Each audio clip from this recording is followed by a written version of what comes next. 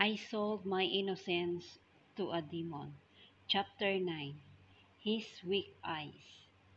Nanatili akong titig sa lalaki na wala din yatang balak na alisin ang nakakatakot na ngiti na nakaplaster sa mukha niya. Alam niyo, yung ngiti na may binabalak na masama. Ganoon ang ngiti ng lalaking ito. Napakamot na lang ako sa bato ko at puno ng pagtatakang tinignan ang briefcase na bitbit ng lalaki. "Well, your girl humbugged at me at the party." Wika niya gamit ang napakalalim na boses na sumuntok sa akin pabalik sa realidad. Oo, kilala ko itong gwapong nasa harapan ko. Muli kong naalala yung nangyari sa party hanggang sa mapunta ako doon sa scene kung saan ako nabunggo ito si kuya. Sinabihan pa nga niya ako ng one night stand bago ako tumakbo paalis. Hindi ko siya magagawang kalimutan dahil sa dinami-dami ng mga taong nakapalibot sa akin ng araw na iyon. Ang mga mata ng lalaking ito lang ang nakitaan ko ng simpatya at lungkot.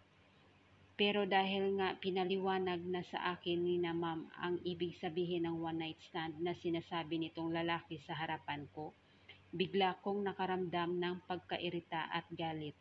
I am humiliated, hindi porket ganoon ang suot ko ng gabing iyon ay aayain na niya akong makipag one night stand sa kanya.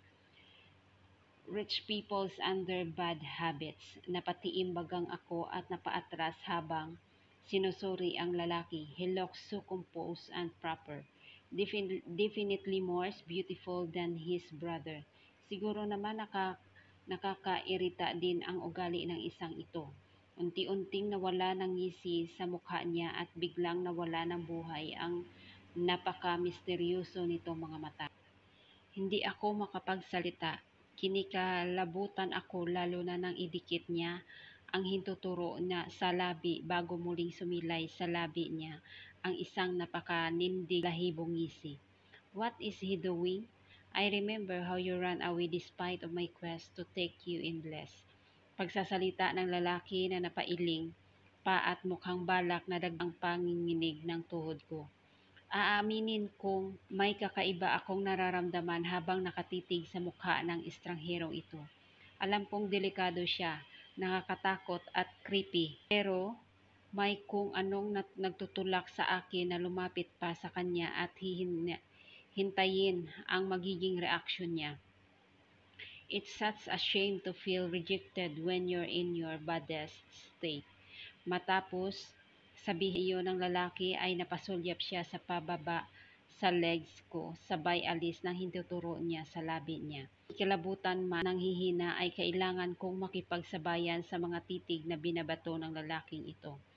Hindi pwedeng makita niyang nanghihina ako dahil sure na mas lalapad ang ngisi niya.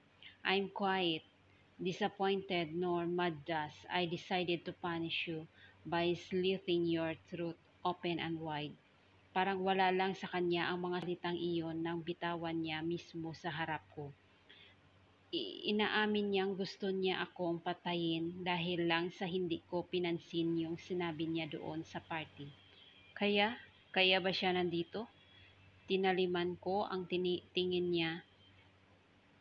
Tingin ko sa lalaki, umaasang sana biro lang ang sinasabi niya pero wala akong makitang kahit anong emosyon.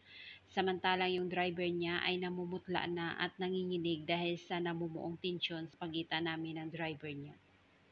Hindi ako makapaniwalang tinitigan ang lalaking mula ulo hanggang paa. Is he crazy? Sinong matinong tao ang tatapak sa bahay ng biktima niya tapos aaamin na gusto niyang patayin ito? Hell, Apple, sa ngisi pa lang ng lalaking nasa harapan mo halatang hindi ito matino. However, I'm too busy to move and gave my command. That's why I dismissed the tooth so you are safe. Dagdag pa nito pero hindi napilitan ang pagkagulat na nakaplaster sa kanyang mukha. He's definitely crazy. Kung kanina kasi ay seryoso siya at noong una ay mapaglaro ang ngisi sa labi, ngayon naman ay matamis itong nakangiti na animoy pusang nakatitig sa isdang lalantakin niya. Creepy. Hindi na ako nagtataka na totoong kapatid niya yung pasyenteng kinupkup ko, parehas silang creepy. Tatawag ako ng pulis o aalis pa ka sa apartment. Kunot noo kong litanya sa lalaki sabay ang nang luma at sumusuko ko ng cellphone. Hindi nawala ang ngiti mukha ng lalaki dahil sa nananlak ko ang cellphone at akmang idadayal na ang number ng pinakamalapit na police station ay biglang may umagaw sa cellphone ko. I gasped because of shock at agad na hinarap kung sinong buwisit ang umagaw sa cellphone ko. I'm leaving, malamig na sabi ng lalaking ginamot ko bago ito tinignan ang screen ng luma kong cellphone.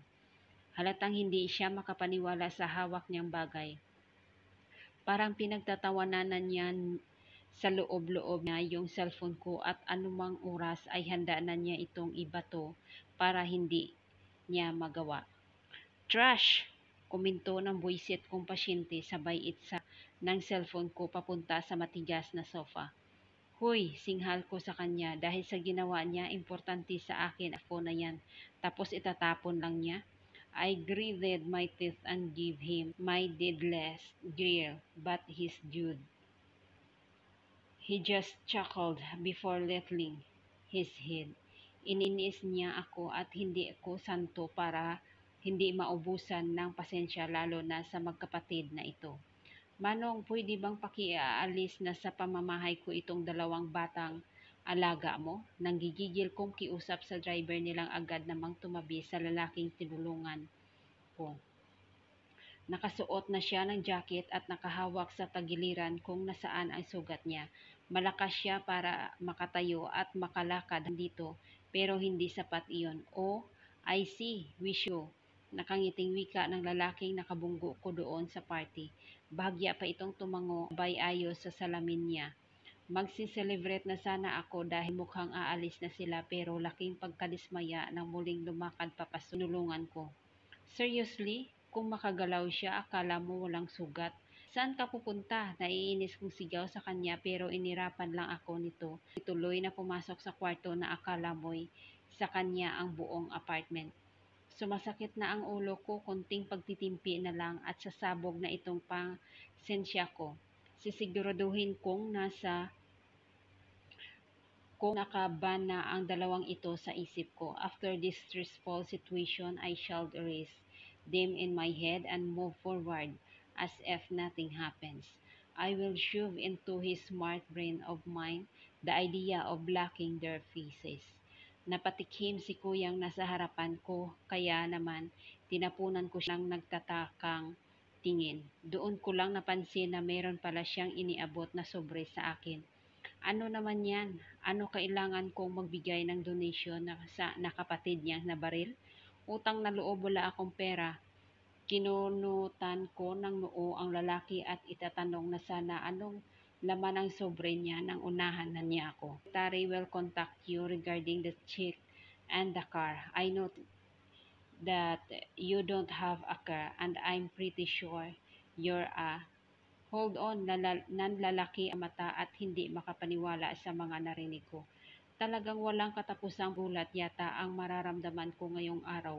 Ang daming pasabog ng magkapatid na ito, yawa. Napataas ang isang kilay niya at halatang nagtataka kung bakit bigla na lang kong sumigaw. Para saan yung cheque at kotse na sinasabi mo? Muli kong sigaw sa lalaki na napaatras pa at bahagyang napangiwi dahil siguro sa lakas ng boses ko.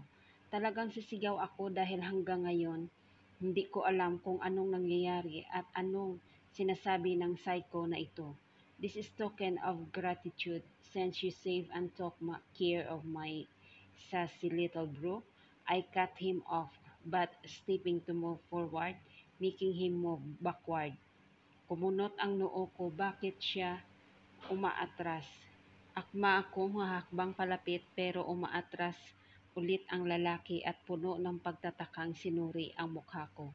I don't kiss woman. Malamig niyang litanya na nagpatigil sa akin at napanganga. Hands you kiss, boy? I asked him but he growled and let out a deep sigh because holding my hands and pleasing the small white envelope. I'm not gay, reklamo sa akin nito, habang ganoon pa rin ang tono ng pananalita. Still with his devil-like pointed words and cold sweet yet monotonous voice. It sucks feelings, these emotions when he held my hand. Naramdaman ko iyon yung pakiramdam na parang may kumislap noong hinawakan niya ang kamay ko at tinitigan ako sa mga mata. This feeling is unfamiliar, yet I know it's dangerous, kaya agad ko iyong pinali sa utak ko at walang sabing binitawan ang binigay niyoong sobre. Ginawa ko ng kusang loob ang panggagamot sa kapatid mo. Hindi ko kailangan yan. Sermon ko sa kanya sabay ira pero masyado siyang busy. Kakatitig sa sobrang nasa sahig at binitawan ko. Hindi ako mukhang pera. Hindi ako tumutulong para makatanggap niyan. Dagdag ko pa bago tumalikod. Nakasalubong ko ang lalaking tinulungan ko at nang makita akong iaabot na niya ang wallet niya sa akin ay agad ko siyang tinapunan ng nagbabantang tingin. Be careful, masungit kong bilin sa pasyente ko bago ko siya tinulak palabas at padabog na sinara ang pinto. That's enough for today.